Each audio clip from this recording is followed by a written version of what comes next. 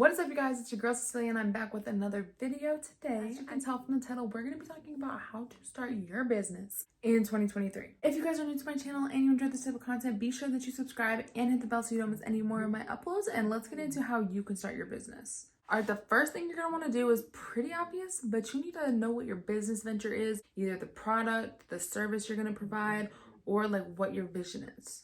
Once you come up with that, you want to come up with the name. Now, the name can be something like, it could be just your name, or it could be whatever the product or service is, but you want it to kind of be unique and catchy so that it can catch people's attention or they'll remember the name. So like, even if they don't use your service or buy your product right then, in the future, if that topic or that product comes up, they're going to think of your business because it's easy to remember and it's catchy or something like that. You also want to make sure that nobody in your same state or city or area has the same name, because that can be tricky as far as like on Google, if someone's searching your business or your product, it might not show up yours first, and you obviously want your product or your service, your business as a whole, to show up first. Then you need to register your LLC. You can do this. I personally use Inkfile. I love Inkfile. This video is not sponsored by them, although I would love to work with them. But it's real simple, real straightforward. They have a website. I think they have an app, but they have a website. They also have really good customer service that's able to help you really quickly. If you have any questions, concerns, things you need to change, anything like that, their service is just really, really good, and that's who I have registered my businesses with, and so I would definitely recommend them. But there are other companies that you could use. I just have really liked my experience with them so far. When you register your business, you are going to get an EIN number, which is like a social security number basically for your business, and that number is going to be key for practically everything that you do for your business. What you're gonna wanna do next is, once you have that EIN number, you want to open a business bank account. Now, you wanna make sure that it is separate from your personal. The money that comes in to that account should strictly be business money coming in. There are a lot of reasons for that, but I would definitely recommend that you open a business account. There are pros and cons, and I'm going to do a different video about this, but basically you have the opportunity or the option to open with a bigger bank like Chase, Bank of America, Wells Fargo, or you can go with a smaller local bank. The other option would be a credit union. You can do a local credit union or a bigger credit union like Navy Federal. There are pros and cons, like I said, and I will be doing another video regarding that. I actually may have a class coming up soon on starting your business, kind of an interactive class or like a live type of thing or Zoom type of situation, so that you guys can ask me questions, I can answer your questions, and we can get all the information that you need so you guys can be successful. This hair is just going a little rogue on me. After you open your business bank account, you are going to want to get a DUNS number. It's practically kind of like it's not the same as an EIN number at all, but it's a number in order for Dun & Bradstreet is a credit union for business credit specifically. So you want to call and register your business with them, so that way they can keep track of and build your business credit. As you open trade lines and do different things to build it yourself, they can keep that score for you, basically, is what I'm trying to say. Another thing is that you are going to want to register your business with Experian as well. They're another big credit union for businesses. All right, like I had mentioned, you're gonna want to open trade lines. Now, what trade lines are is basically like how you can, there are ways that you can establish credit with your business when you're first starting out. Because if you ever want funding or need funding or a loan or whatever it may be, you have to establish some sort of business credit. And so trade lines are going to be basically what you do. If you've never heard of Net 30, what you do is that there are different companies, and I'm going to give you a couple, but I will give you more in that class that I have coming up. What Net 30 basically is that you will go to these companies online and you will register your business. You'll like create an account with them, and then you're going to order products. You want to order more than $50 worth of products from that business, and you don't pay up front. They send you the stuff, you place your order, they send you the product, or if it's downloadable, you download the product, and then you receive an invoice in the mail. I actually think I have one somewhere right now, an invoice. Do, but that one's old.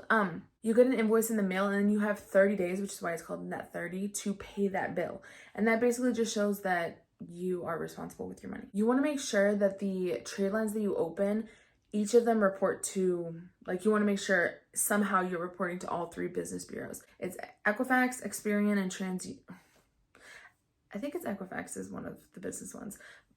My mind is like spacing on it right now. Equifax, Experian, and Dun & Bradstreet. You want to make sure that you are reporting to all of them with your business. So like I said, when you need funding or a loan or whatever it may be, or just to have good business credit in general because you don't know when you'll need it. You want to make sure that you have that credit established with each bureau. Some of those companies that are really, really good to get your net 30 started, especially for smaller new businesses, is going to be Granger. And these are the top two, honestly, that I would say. Granger and Quill.